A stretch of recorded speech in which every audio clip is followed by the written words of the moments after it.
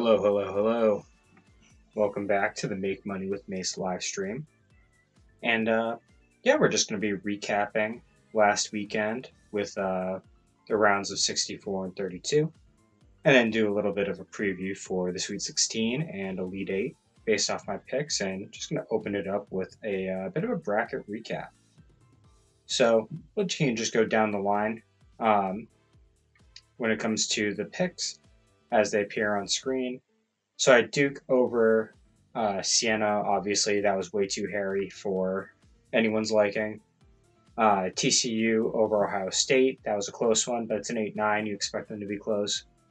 St. John's killed Northern Iowa. Expect that. Kansas was a little bit challenged by Cal Baptist, which wasn't great, but still Kansas won, and bracket was correct there. Louisville beat South Florida. South Florida got back in the game. Louisville controlled this game. Excuse me. Then we get to Michigan State killing North Dakota State. UCLA beating UCF in a tight one. UConn taking care of Furman. A little bit closer than you'd like, but still. And then we get to the West. Purdue crushed Queens. Miami handled Mizzou. Gonzaga handled Kennesaw State. Got this one wrong. This entire Sweet 16 matchup I got wrong. Round of 32. Excuse me. This Sweet 16 matchup I got wrong. I had Purdue and BYU facing off against each other. Gonzaga was missing Braden Huff, so I figured they would end up losing in the second round despite their stellar resume. But I thought I'd beat to BYU due to AJ DeBonsa. Sean Miller has Texas playing really good ball right now. They're not to be underestimated, but I don't think they'll be able to keep up with Purdue. Arkansas handled Hawaii, then took care of High Point, who ended up being a dangerous team. I took Wisconsin over High Point. Obviously, the buzzer beater at the end. Wisconsin, not a good tournament team. They're pretty easy. They're an upset magnet at this point. Greg Gard is an upset magnet. I'm putting that in my notes for next year, no matter how good Wisconsin is. Greg Gard is an upset magnet, and that will be the case moving forward. Then we have Villanova and Utah State. Utah State was a much better team than Villanova, and took them to win. And Arizona crushed Long Island. We get to the round of 32, and looking at both East and West, I took Arizona over Utah State. Arizona ended up winning by 12. It was a tight game. Utah State is a really good team. Duke ended up crushing TCU after a tight first half. I know people were complaining about the fouls and everything, but overall, Duke was always going to beat TCU based off of how these teams were playing. So yeah, that's the case there. We have St. John's over Kansas. Took St. John's. Tight game. Awesome game winner by Dylan Darling. Arkansas, like I said, took care of High Point. Louisville and Michigan State. Michigan State took care of business against a pretty good Louisville team. And then UConn handled UCLA. And that's the East and West. Going over to the Midwest and South. Florida over Prairie View. Iowa over Clemson. Vandy over McNeese. Nebraska over Troy.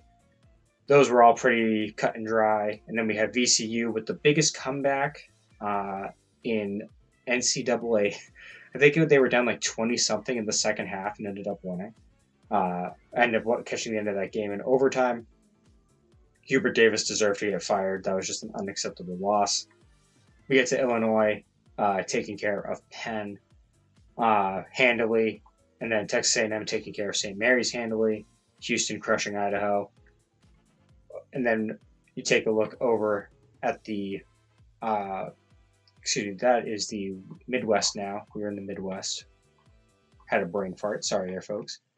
Iowa State crushed Tennessee State. Kentucky barely escaped Santa Clara. Virginia handled Wright State. Didn't cover, but beat them. Tennessee handled Miami of Ohio. Alabama covered against Hofstra. Texas Tech covered against Akron. St. Louis killed Georgia. And Michigan, battling it out with Howard, ended up pulling away, winning by 21. Then we get to the next rounds where I'm going to talk about this game in particular in a little bit when it comes to this preview, because I got this entire Sweet 16 matchup wrong. It's the only Sweet 16 matchup I have 0 teams in that I predicted. So I'm going to talk about what I got wrong there, I think, and what to expect in this game. Michigan and St. Louis, like just mentioned, Michigan handled it. So we have Michigan versus Alabama. Alabama just killed Texas Tech. Texas Tech just ran out of steam. No JT Top and ended up catching up to them at exactly this moment. Alabama's offense is incredibly potent, so not too shocked. I am shocked. I thought Texas Tech would be able to comport themselves a little bit better. Alabama just didn't miss shots, and that's always tough to deal with. Tennessee over Virginia. Tennessee is a better team than Virginia, despite Virginia's record and everything. Tennessee just lost some close games. They're a very, very solid team. Rick Barnes is a good coach. Even it seemed like both teams didn't want to win that game. Tennessee makes the Sweet 16.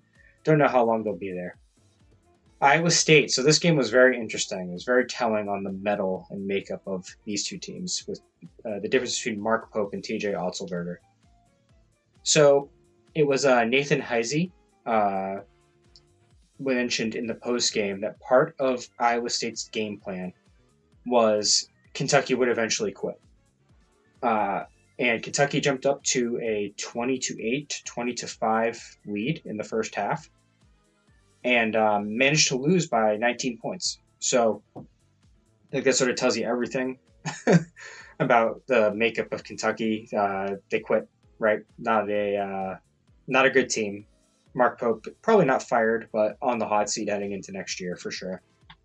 And Iowa State does it again. They're a great team. And then we get into the Sweet 16 games in this part of the region. Talk about Illinois VCU very quickly. Illinois is just better. Illinois' offense is insanely good. The Balkan Brigade plus Keaton Wagler, very, very solid. Nebraska, Vanderbilt, best game of the tournament so far. Vanderbilt with a, slightly, not even just slightly, there's Vanderbilt, that half-court heave, almost going in. Outstanding game. Heartbreak. Nebraska getting 2 tournament wins for their first 2 tournament wins ever. They're in the Sweet 16. Shout out Fred Hoiberg. Shout out that program he's been able to build there. Then we get to Florida, Iowa. So Iowa controlled the tempo of this game the whole way through. Florida's issue, which is why I picked them to still make the Elite Eight, but the reason why I had them losing in the Elite Eight, as opposed to earlier, is I thought their front court would be too good. And I thought their guard play would be good enough until they end up facing Houston. I think Houston would beat Illinois, but even if they faced Illinois, I would have taken Illinois over Florida if that were the case. And like I said, the reason why is that their guard play, Boogie Fland, was just not good enough. Xavier Lee, he's okay, but he's just not the best point guard, and there's better point guards they're going to be facing. Iowa plays at such a deliberate pace that they have to make their shots, and they have to rebound, and they have to sort of execute perfectly to win games, especially against like high caliber teams like Florida, and they did. Bennett Sturts was awesome despite missing all the shots from 3. You had good players, just overall great win for Iowa. Nothing but complimentary. Then Ben McCollum, outstanding coach. Alvaro Voulgaris, incredibly clutch 3, incredibly good game by him. And we have Farmageddon. Not the true Farmageddon. I know that's Kansas State, Iowa State, but Nebraska, Iowa, I think, has earned a Farmageddon title in the Sweet 16. But yeah, it was an outstanding game. Iowa was able to beat Florida. Florida's guards were not up to snuff, and their bigs got flustered. And that'll kill you. And so now we have the Sweet 16 set. Like I mentioned, I got most of these correct. Duke St. John's, and I'm going to preview each game individually from a preview screen presented by Covers.com. I'm not sponsored by Covers.com, but I use them all the time. So shouting them out there. Duke and St. John's should be excellent coaching matchup, excellent matchup in general, youth versus experience on the whole across the roster. Both teams, Duke being young coach, young team. St. John's, old coach, old team, should be great. Arizona, Arkansas should be the most exciting game. Darius Acuff has been probably the best player of the tournament so far. He's been scoring out of control. But I think that Arkansas doesn't like to, as Stanford Steve has said, Stanford Steve of the SVP SportsCenter show and his appearance as a part of my take, has mentioned that Arkansas has issues bending their knees and getting into a defensive stance and giving up 88 to High Point when they're going to be facing much, much, much better players in Arizona is not auspicious for the Arkansas. Not that they can't win. They're an incredibly talented team, and Cal's a great coach, but I think that We'll get into it more in detail, but I think Arizona has the edge. Texas, Purdue. Texas just needs to be able to keep. Texas needs to be able to keep up with Purdue. Probably a little bit difficult there. Michigan State, UConn should be awesome. It's probably the game of the weekend with that Friday night at 9:45. Potentially though, Iowa, Nebraska, 3:26, early start 7:30, should be a great game. Again, like I mentioned, for Armageddon. Michigan, Alabama, get to that preview, but I think Michigan's probably got the stuff for them. Iowa State, Tennessee, Illinois, Houston. So you know all my picks already. I had Houston advancing into the championship game. I have Iowa State over Michigan. Eventually, Iowa State on there. So let's just get into previewing the games. Texas and Purdue. Texas plus 7.5. Obviously, Purdue the 7.5 point favorite there. Over under set at 148.5. Purdue 29.8 on the year total. Pretty balanced against the spread. Both teams are. But the reason why I like to use covers is that they have injury reports there, which, Cox potentially being out is not great for Purdue on the whole, but I think even without him, Purdue probably be better. And this has the key stats. This is also useful with like KenPom and stuff. KenPom's good as like a comparative tool for predicting things. But when teams are this close, it's pretty impossible to tell. But if you just look at KenPom, Texas ranks 31st, Purdue ranks 8th. And it's not the end-all be-all, but I think that ends up mattering, especially when you have a team that has 132 as their offensive rating versus a team that only has 124 as their offensive rating, 104 for the defensive rating, and 100.1 for the defensive rating for Purdue. So Purdue ends up being ranked 33rd in the country in defense. Texas is 81st. Texas is 15th in offense. So that's a very high rating. However, Purdue ranks first. So they're up against it, the Longhorns are. And when you look at their offense, I mean, it's true, right? Just in raw stats, field goal percentage, field goals made per game, all of this, 3-point percentage, 3-pointers made, it sure shows pace of play as well here. Texas's offense is going to score. They are better than Purdue's defense. That is out of the question, right? They will score their points. The issue is that I don't think Texas will be able to do anything to stop Purdue's offense. I think Braden Smith, Fletcher Loyer, and Trey Kaufman Smith are going to be too much for them. So you have, it's not Trey Kaufman Smith. I should know this because he's been around for forever. And I've used him as pictures. Trey Kaufman Wren. Braden Smith, Trey Kaufman Wren. Fletcher Loyer.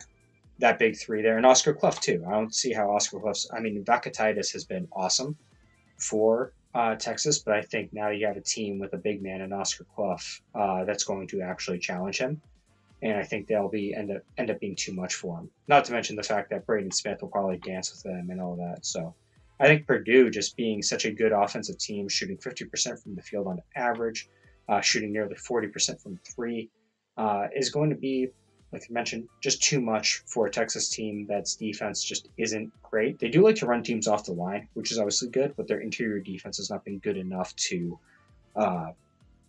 really justify that play style, right? You almost would rather live and die by giving up threes than giving up points in the paint the way they end up doing to good teams. And I think Purdue is just going to be able to slice and dice them in that regard. And you look at Purdue with their rebounding and everything, getting further down into sort of just like raw stats, like turnovers per game versus turnovers forced per game. Texas's defense only forces 9 per game, where Purdue only turns the ball over 9 times a game. It's just Texas's defense is just not great. I mean, they're a great rebounding team, right, because of Vakatitis, but I just don't think I don't think Texas is going to be able to keep up very well. So that's what I'm taking, Purdue over Texas. And I think it'll end up being a good game. Sorry for the lag there. So now we go to the next game, Iowa, Nebraska, Farmageddon. So this is a stylistic fight, right? where Iowa likes to slow it down, Ben McCollum likes to play deliberate pace using the entire shot clock, where Nebraska really likes to run up and down the floor. You look at offense versus defense raw number wise, right? So you go to KenPom, the raw numbers are a little bit better for Iowa. They rank 22nd overall, and the way they normalize it for rating is really important, where Iowa ranks 25th in offense, 31st in defense. On the whole, pretty dang solid for a plus 23.40 net. Nebraska obviously had the crazy start to the year. They finished 28-6, struggled in the Big Ten, but their defensive rating ended up being 6th. Their offensive rating ended up being 52nd once it closed out. But the pace of play is the big difference here, right? And this is what covers with show without showing, where you see like the field goals made, field goals attempted per game, where Iowa just does not shoot the ball very often, right? They make their shots. They rank 25th in the country in terms of field goal percentage, but they only take 53 shots a game. So it's a matter of making the most of their possessions. They're again like solid team on the whole, and the shots will be there because Nebraska doesn't really defend the 3-point line very well. They don't give up too many shots. They pack the paint and sort of force you to shoot over the top of them, but Iowa should be able to do that. Bennett should have better games. So that'll be interesting there. Then you look at Nebraska's offense, right? Iowa's defense does give up a high field goal percentage, right? But part of their defense is the fact that they use up so much shot clock that you only have so many possessions. So a lot of these raw numbers are a little bit misleading. A good number, though, is that they don't defend the 3-point line percentage-wise particularly well. 33.7 is pretty tough if Nebraska shoots their normal percentage. And they say they make they're 8 for 24 from 3, or even like 10 for 30 from 3, and sort of control the game that way and force Iowa to maybe pick up their pace. That'd be ideal.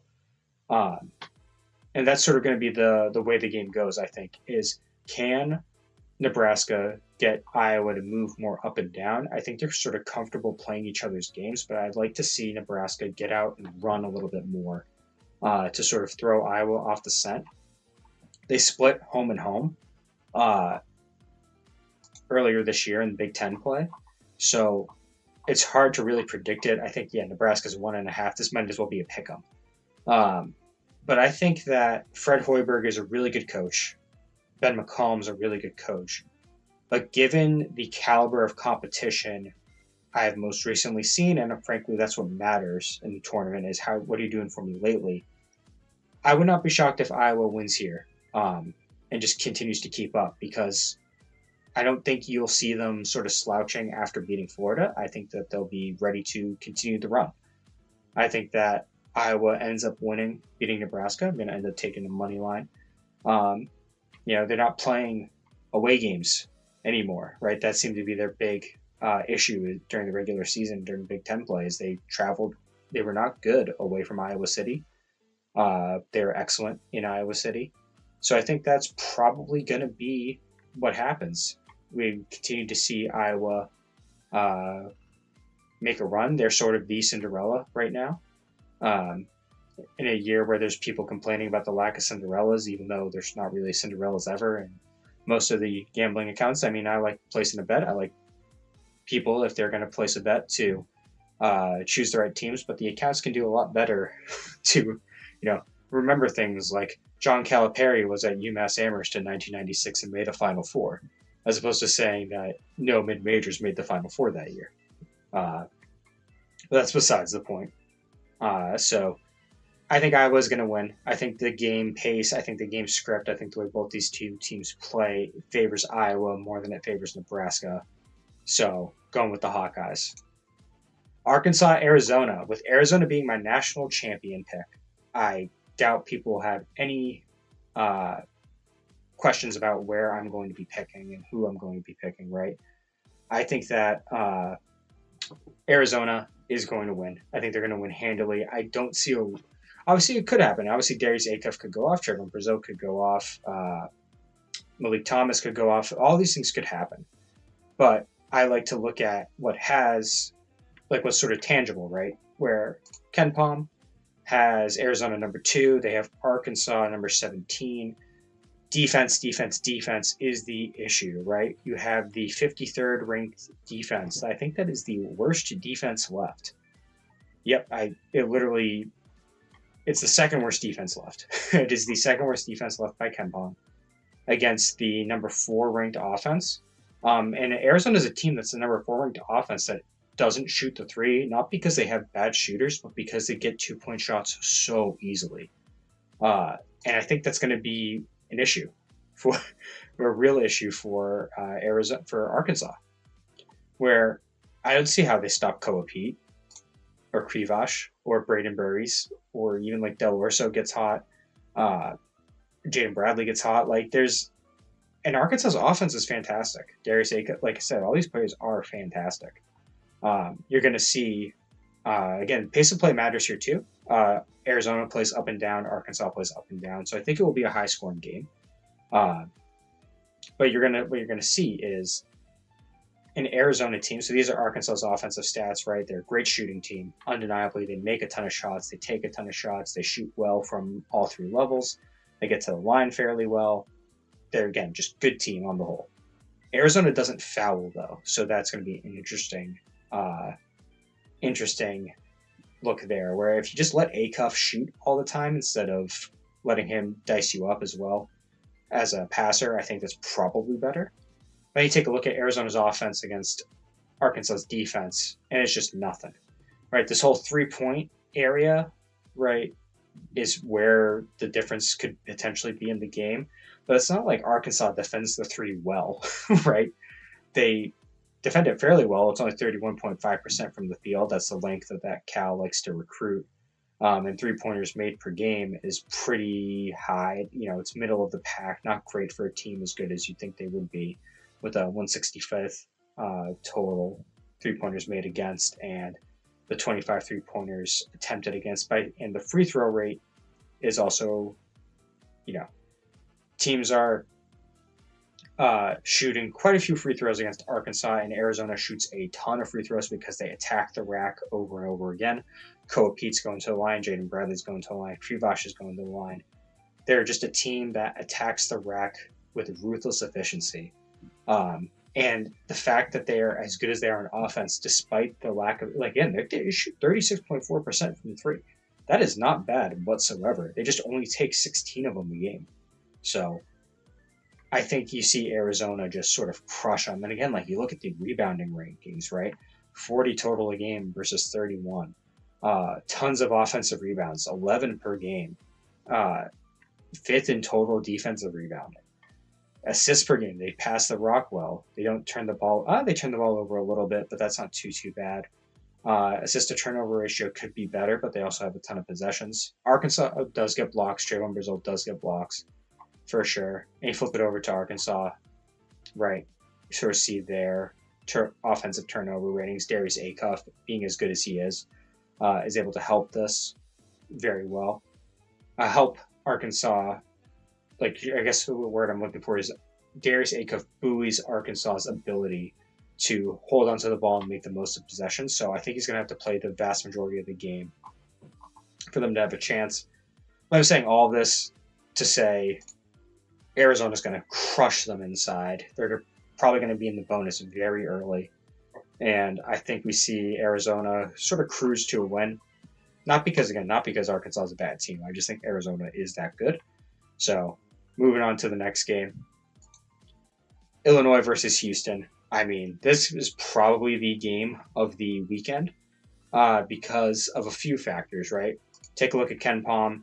It is number 4 versus number 6. So I believe that is the second closest, It's the highest rated matchup between two teams in KenPom.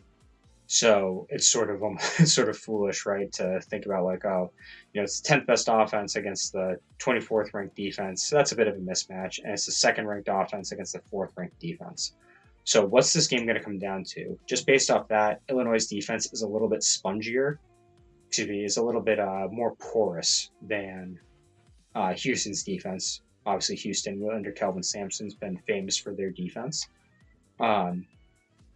But Illinois' offense is the real deal. And they're not reliant on the rim, and they're not reliant on just chucking threes. They're very comfortable playing at all sorts of different paces.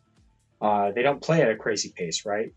Playing at a fast pace against Houston is actually really bad for you, as we saw against Texas A&M, because if you just turn the ball over quickly, if you don't make the most of your possessions, Houston's going to make the most of theirs. And then if you try to rush and like get all flustered and turn the ball over, it just turns into an avalanche. And that's what Houston did to Texas A&M, who likes to run up and down the floor, chuck threes, get to the rim. And that's not Illinois' game. They're an excellent three-point shooting team, but they get those threes deliberately. They run actions on offense. They're not this team that's just reliant on like, high pick and roll, get to the rim, drive and kick. They set screens to the side. They get guys open. They pin guys down. Have guys scrape off the screens. It's a very sophisticated offense for a college level, and they've got guys who make shots. Like Andrei Stojakovic is awesome. Keith Wagler is awesome. The Balkan Brigade on the whole is very, very good. Great rebounding team in general too, so that's not really too much of an issue against Houston. Obviously, it can get to an issue against Houston with their rebounding capability. Like we saw Joseph Tugler really show up against Texas A&M and create possession after possession after possession. So I think that's going to be an interesting matchup on that front, right? Where can Illinois' offense continue to flamethrow against a defense that is going to bring it? No shade towards VCU or Penn, but I don't think Illinois was particularly challenged this first weekend. Houston, when you look at their offense, right, they're a bit better on offense this year. In terms of raw possession numbers, obviously efficiency-wise, KenPom has them fourth. Raw numbers-wise, they're a bit better. They play a very slow, deliberate pace, which is fine. Illinois is also a good defense, so it's not like they're good, not great, right, with the 24th ranked defense. So what you have here, they don't foul. That's massive. They don't foul. So they're going to give up mid-range jump shots. But I think Sharp, Uzon, and Flemings are probably good enough to eat up that drop coverage and make mid-range twos. You have to make them make those shots, obviously. But I think they're good enough to make those shots. So it's an interesting game, but this is where I think the difference will be. Illinois' defense does not turn the ball over very well at all, right? And Houston creates extra possessions with Jojo Tugler, like I mentioned, and their other big men in general. Houston is just a very tenacious team, so it's pretty difficult to defend against over and over again and can wear you out. But this is what I think will really kill Illinois, and what the difference in the game will be is the fact that Houston does not turn the ball over, and Illinois does not turn the ball over defensively. They don't create steals. They don't create general havoc. They just sort of let offenses do whatever they have to do, and that leads to things like Wisconsin putting 97 on you. Take a look at Illinois' games in general. Take a look up here, right, where you have Illinois in their last 10. Obviously, they have the wins against VCU and Penn. That's great. Giving up 91 to Wisconsin, giving up 92 to Wisconsin. That's not good. Wisconsin, obviously, a good offense. And you see what Illinois did towards the end of the Big Ten play, where they crushed a bunch of teams. But they also, in a win, they won the game, but they gave up 94 to UCLA. That's a good team. UCLA is not a great team, but they're a good team. Michigan ended up handling them, obviously with Kaysen, so it's a bit of a different story there. But they also gave up 72 to a pretty bad Maryland team. So I think they faced some pretty soft teams in the tournament. And Illinois' sort of trajectory under Brad Underwood, who's not a bad coach, I think that he's getting better. And this sort of is proving how much better he's getting, is that they're absolutely crushing teams they're supposed to crush for the most part, right? Maryland, they should have killed, but, win's a win. But they crushed USC. They crushed Indiana, crushed Oregon. The Wisconsin losses bug me, though, because Houston is a significantly better team than Wisconsin and played in a significantly better conference. You can take a look at who they had to play down the stretch, right? Who their losses are. Their losses are Arizona twice, and Kansas, and I forget who they lost to in non-conference play, or even before then. But they play in the Big 12. It's a much more difficult conference than the Big 10 due to the fact that there's not as many teams and the depth of the teams is significantly higher, right? They lose to Kansas, they beat Kansas. They lost to Arizona twice, which isn't great, but they also have to play teams like BYU and Iowa State and Texas Tech.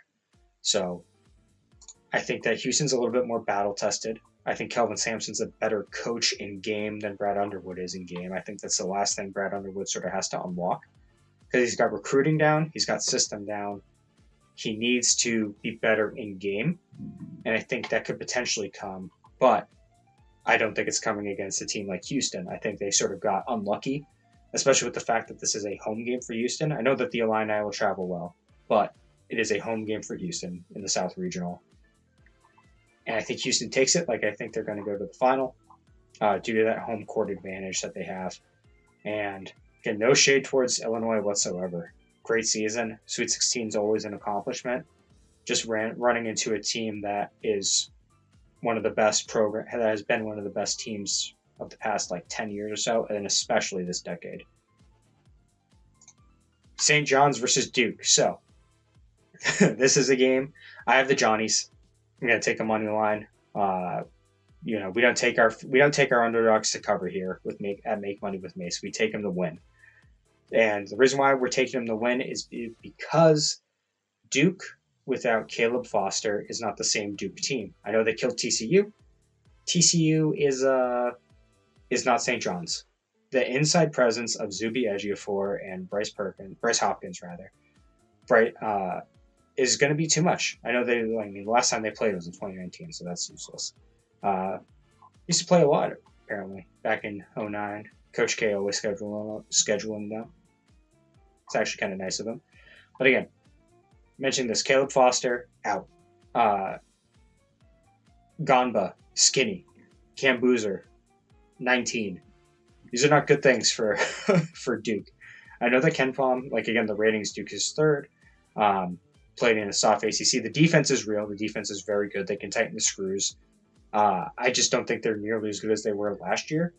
And this St. John's team, I think, is obviously St. John's was higher in KenPom last year. The offense is the offense, right? They're going to miss shots. They're going to have cold stretches, but the defense is outstanding. They ranked 8th total in KenPom. But obviously we saw them hold down Kansas. We saw them really come out and beat the crap out of Northern Iowa. I know that was sort of a trendy upset pick. The raw stats are going to favor Duke, offense versus defense. I'm pretty sure, though, when you look at Duke's offenses versus St. John's defense, yeah, it's sort of similar, right? Where field goal percentage-wise and total field goals made, Duke's favored, but in literally every other defensive metric, St. John's has them. And then when you take a look at St. John's offense versus Duke, field goals attempted per game, St. John's gets off a ton of shots. They like to run up and down the floor, play with pace, create havoc. And Duke's just, again, these are two teams where the defenses are significantly better than the offenses. And then you take a look at rebounding, right? So offensive rebounding wise, without Caleb Foster, St. John's is going to turn them over like crazy. They're going to create havoc. They're going to beat up Cam Boozer. It's going to be a lot for them to face Zuby Ejiofor and Bryce Hopkins. And I don't see them really handling that well because they're not a particularly great shooting team percentage-wise. When you look at their offense, right, they shoot 48% from the field total. That's a lot of inside game and everything. They're not exactly going to be able to shoot over the top of St. John's, right? They're not this prolific three-point shooting team. They get a lot of their points inside. They don't have a true point guard, which is going to cause havoc. Again, St. John's, for their faults on offense, they don't turn the ball over that frequently, right? They turn over the ball 10 times a game. That's partly due to their pace. But their assist to turnover ratio is top quarter of the country, 38th total, 1.6 assists to turnover. Duke's defense is obviously fantastic. They steal the ball, they block the ball. But I think that with Gamba being a little gimpy, no Caleb Foster, that sort of security that they've had is not going to be there. And I think there's a coaching mismatch. Not that John Shire is a bad coach. He's sort of proving he's a pretty good coach, especially on the recruiting front. Obviously, Duke has the resources to get guys like the Boozer twins and Gonba, and last year, be able to get Malawach, Flagg, and Knuppel. But you got Pitino with prep time. And it makes him sound like Batman, but Pitino is the most experienced coach in this tournament. He's the winningest coach in this tournament. And it's sort of I think it's sort of folly to just write in Duke. I think that St. John's with Pitino in this year, especially with the injuries Duke has, is going to be too much for Duke this year. And I think Pitino sees the Elite Eight.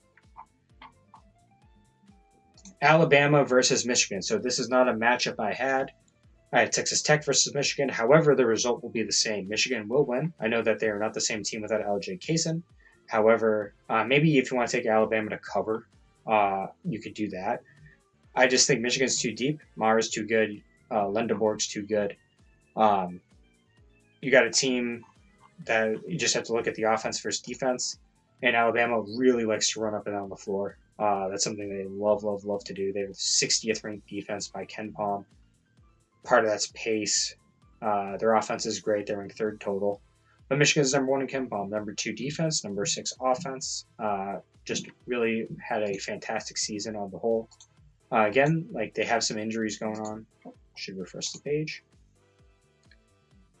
So, and these are 2 teams missing players, and teams like, Aiden Holloway being out is really important. LJ Kaysen being out is really important. However, when you look at their stats, right? Alabama offensively, they run up and down the floor, they take tons of shots. That's what they want to do. They shoot from 3 very well. LeBaron Philon is incredibly good. I would not be if you were to tell me Alabama beat Michigan, I would not be shocked. I would be surprised that Michigan wouldn't be able to pin them down a little bit and muck them up. They don't foul a lot, so that's a pretty good advantage there. But Alabama will need to shoot the lights out. Like they'll have to come out like they did against Texas Tech and force Michigan into playing their game, as opposed to Michigan just sort of doing their thing and working Alabama's offense, working Alabama's defense the way they have to. They'll out-rebound them. They'll probably turn the ball over fewer times than them. So like Michigan, it's not as simple as rolling the ball out and winning, obviously. But if they just play their game, Dusty May gets them in the right spots and everything, I think you see Michigan end up winning pretty comfortable. 9.5 is a lot for a Sweet 16 game. Obviously, I think that's probably a little bit too high. If I were setting the odds for this, I'd probably set it at 7.5, just like a 3-possession game, right?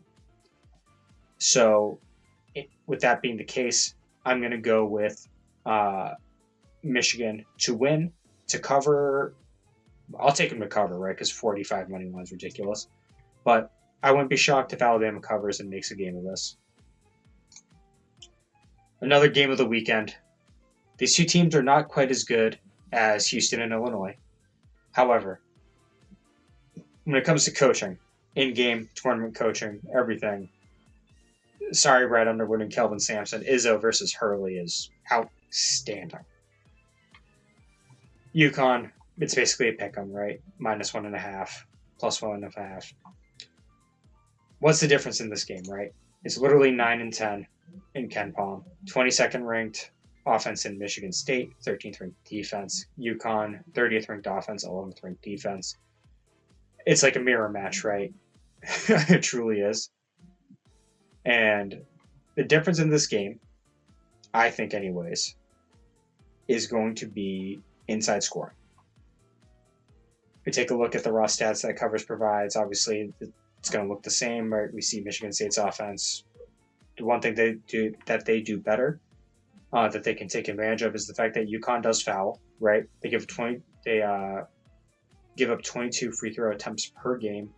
Michigan State takes 21 per game. That's an area where they can really attack with Jeremy Fierce, right? UConn, again, similar thing. It's just like some stuff's good, some stuff's bad. Michigan State does a good job not fouling, and they're a better rebounding team. And I think that's where the game gets won. I think that Michigan State is better inside, and that's where UConn has struggled this year, right? We take a look at UConn's most recent losses. Obviously, they didn't lose very often, right? They're a pretty outstanding team on the whole, right? Yeah, take a look at UConn's most recent losses, right? The Creighton loss is weird. The Marquette loss is weird. Obviously, they thrashed St. John's when they hosted them, but in the Big East Championship game, St. John's gave it back to them. And the reason they were able to give it back to them is that they had nothing for Zuby Ejiofor and Bryce Hawkins. Jackson Kohler, Carson Cooper, it better not be Carson Cooper. I want to make sure I get that name right. because there's probably a Carson Cooper player that. Carson Cooper, is that a person? It is Carson Cooper. Perfect. Okay. Um, Carson Cooper, Cohen Carr, Jackson Kohler inside is going to be too much, in my opinion. Going to be too much, and Jeremy Fears attacking the rack is probably going to be what does UConn in. Obviously, UConn's a really good team. They had some injury scares as well. They're not all the way healthy. UConn, it's just Stewart. At this point, he's questionable. Jalen Stewart's questionable, but I know that Solo Ball and Silas Damari were dealing with things too. So I think that we're going to see. Just take a look at last game starters, right? So I think that you're going to see. Solo Ball only played 13 minutes. I think that with the injuries, I know that a lot of it is just people looking at the teams, looking at the coaches, and betting the higher seed, and that's why the odds are the way they are. Caravan's a really good player. Terrace Reed's obviously a really good player. Braden Mullins is a great player. But I think that you're going to see a Michigan State team that's just sort of better prepared for the tournament, healthier, stronger, better inside, and that's where UConn tends to lose this year. They're not a good team inside.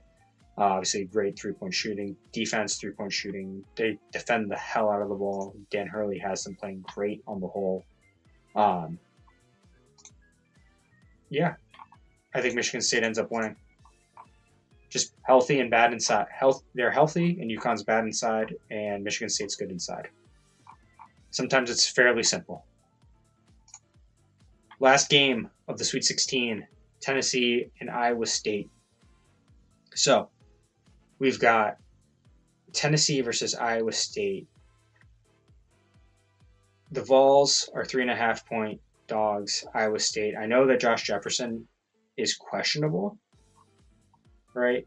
Yeah. Oh, Josh Jefferson's doubtful. That's not great. So he's doubtful. Is it going to be enough for Iowa State to lose outright?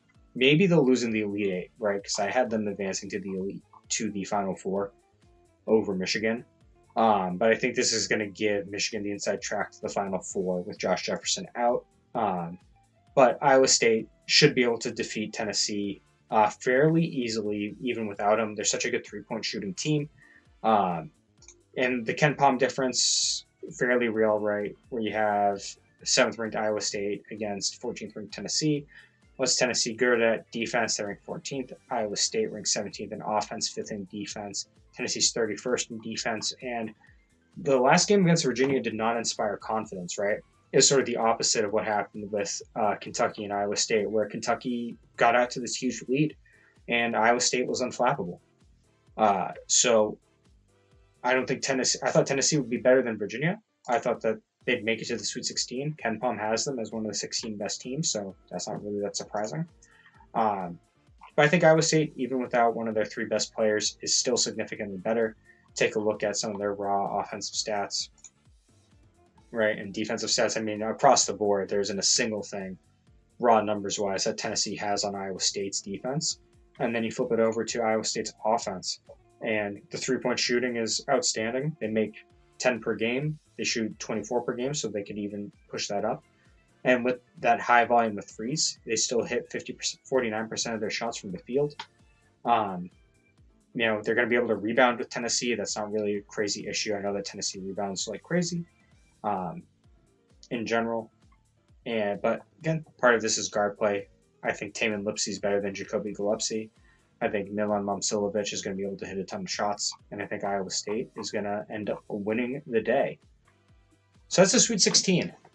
With the schedule and everything coming up, obviously it's going to be very late night. Don't think I'll do a recap stream at midnight on Friday for these games, but might do a recorded video early in the morning.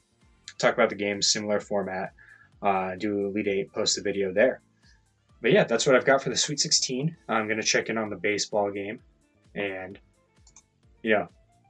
quick little Elite 8 predictions. Obviously, I've laid out who I think is going to win. My Elite 8 is still mostly intact. Only the Farmageddon game is completely wrong. But I think we see the matchups of Houston, Michigan State. I think we see... Oh, excuse me. It'd be Michigan State against St. John's. Arizona and Purdue. I have Arizona over Purdue. I have Michigan State over St. John's. We have Iowa State and Michigan. I have Iowa State over Michigan. Obviously, the Joshua Jefferson injury is significant, so we'll see how that plays out for the Cyclones. And I had Houston over Florida, so I'm sticking with my guns with Houston there.